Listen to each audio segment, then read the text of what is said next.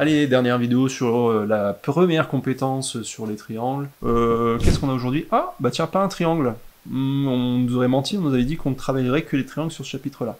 Oui, c'est vrai, on a des exceptions. Donc là, on a deux droites, D1 et D2. On demande qu'est-ce qu'ils ont en rapport. On nous donne une droite qui est séquente, apparemment, avec des angles. Bon, là, on est peut-être un peu perdu.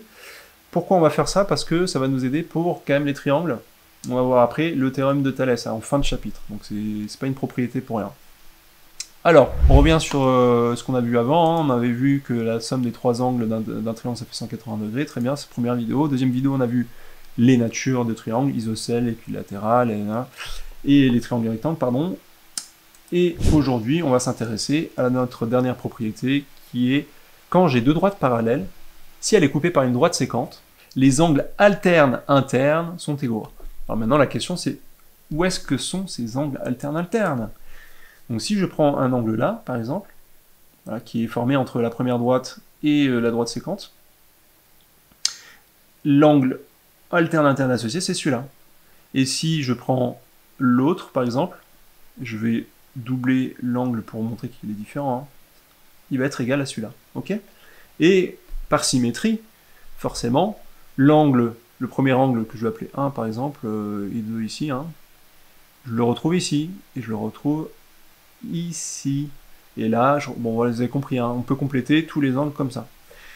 Donc ce qu'il faut aussi surtout retenir, et beaucoup, surtout, je sais pas, ce qu'il faut retenir en tout cas, c'est l'angle 1 et 2, forcément, vu que ça complète, ça fait un demi-tour en fait, ça fait l'angle qu'il y a sur une droite, c'est toujours 180 degrés, et oui, ça c'est une propriété encore à retenir.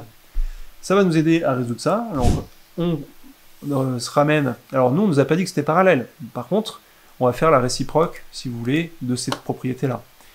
Si les angles alternes internes sont égaux, bah alors les deux droites sont parallèles. Les droites D1 et D2. Donc je vais juste reprendre vite fait. Donc ça c'était D1 et D2. Et ici, on peut mettre droit séquente, on s'en fout. Et après, on va reprendre les angles. Je vais mettre des couleurs différentes, justement, pour qu'on comprenne un petit peu. Donc là, j'ai 78 degrés. Et l'autre, je vais mettre dans une autre couleur, qu'on puisse bien les différencier. C'est 102 degrés. J'ai pas trop de place, en fait. Hein. Alors, la question, c'est que...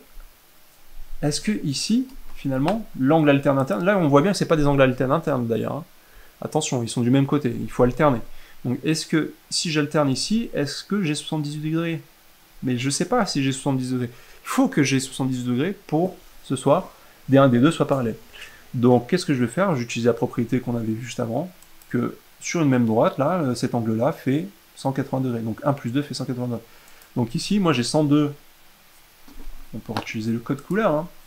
C'est plus sympa. J'ai 102 plus, ici, bah, mon inconnu. Moi, j'aimerais bien que ça fasse 70 degrés, hein, ça m'arrangerait quand même. En tout cas, la somme des deux, ça fait 180 degrés. Est-ce que ça vous va, ça? Donc, comment je fais pour isoler? Donc, là, c'est de la résolution d'équation. Revenez sur les résolutions d'équation si vous n'avez pas à résoudre une équation à une inconnue. Parce que là, il faut. Donc, c'est 180 moins 102. 180 moins 100, ça fait 80. 80 moins 78, moins 2, ça fait 78, oula, je suis un peu vite dans ma tête. Ok, donc le résultat, c'est bien, ouh, bah c'est ce qu'on espérait, pourquoi? Ici, ça vaut 78 degrés, donc j'ai bien mon angle alterne, et on aurait pu faire la même chose aussi sur D1, là on l'a fait sur D2, mais on obtiendrait aussi 102 ici, donc on a bien la propriété, l'angle alterne interne est égal, ils sont égaux, pardon, donc les droites D1 et D2 sont parallèle. J'espère que c'est clair pour cette petite compétence. Entraînez-vous à faire ça sur les exercices. Il faut vraiment apprendre à regarder de quel côté il faut que je regarde. Est-ce que c'est du bon côté? Est-ce qu'il ne faut pas que je décale de 180 degrés pour avoir le bon angle, etc. Allez, je vous dis à bientôt pour une prochaine compétence.